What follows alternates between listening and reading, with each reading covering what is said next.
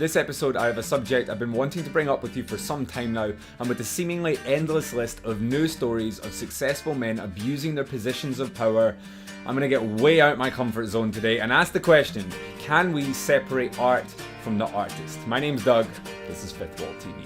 First and foremost, please, if you don't already, follow the page, like the channel, share the videos, do the Instagram thing at Fifth Wall TV, that would be amazing. And secondly, I'm not coming at this from the standing of an academic. I do my best to research all the topics I discuss as much as I can, but at the end of the day, all I really want to do with this video is put out a couple of ideas and maybe open up a dialogue. 2017 has been a social roller coaster. Most of us will have heard the word Nazi mentioned more times in the last 12 months than we have in our entire lives. But that aside, women across the world are taking huge leaps of courage to bring the harsh reality of their experience with powerful men into the spotlight of mainstream conversation. And we are living in what surely has to be regarded as a milestone in the quest for social consciousness.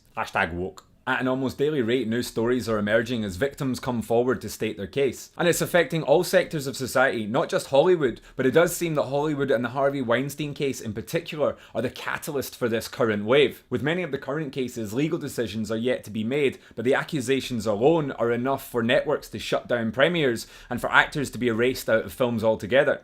Back in 2013, Ian Watkins, the lead singer of the Welsh band Lost Prophets, was sentenced to 35 years behind bars for a string of sex offences, the details of which sent shockwaves around the entire country. There was a unanimous consensus that the band were well and truly buried, and for any radio station to play any of their music, it would be the equivalent of having Joseph Fritzl turn on the Oxford Street Christmas lights.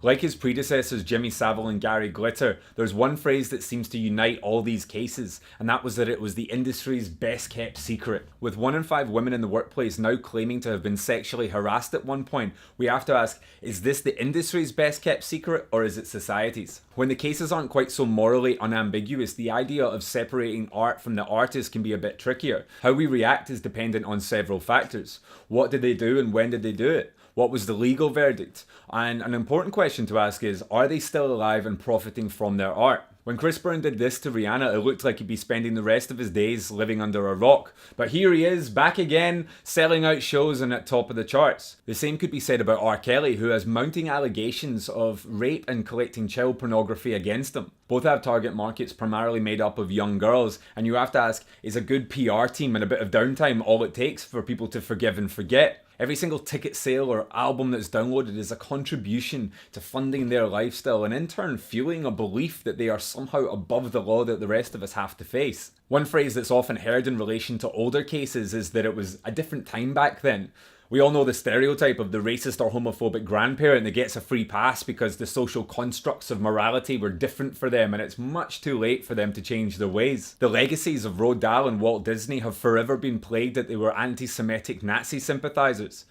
Would that somehow change your understanding of reading Matilda? In reality, it does look like they were just successful men subjected to brutal rumours, but maybe we'll never know the full story. It becomes increasingly uncomfortable when we look retrospectively to the past, knowing what we know now.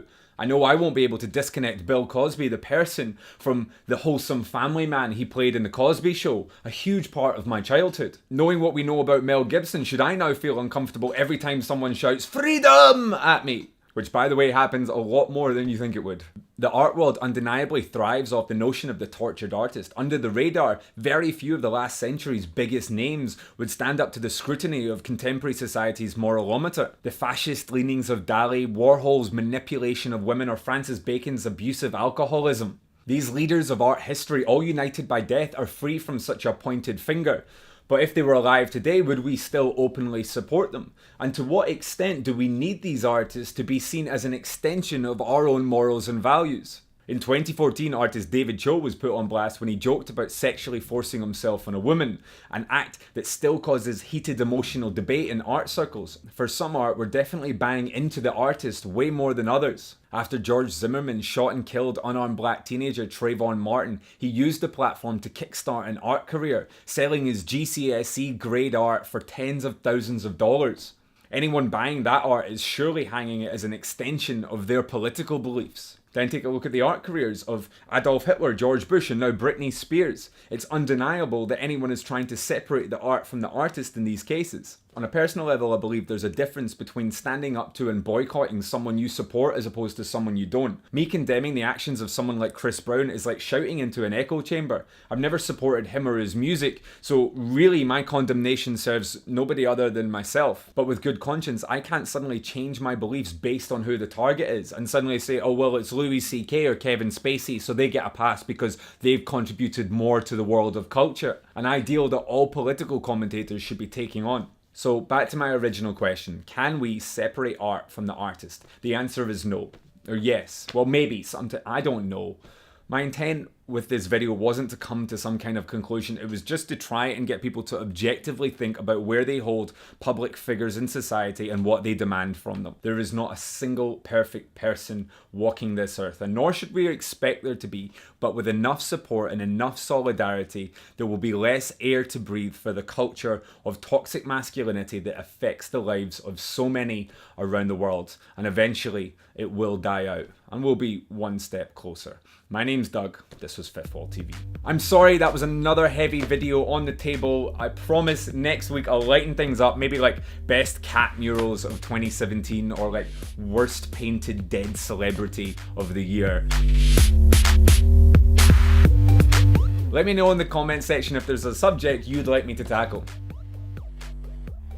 Cliff, so pure, so mysterious.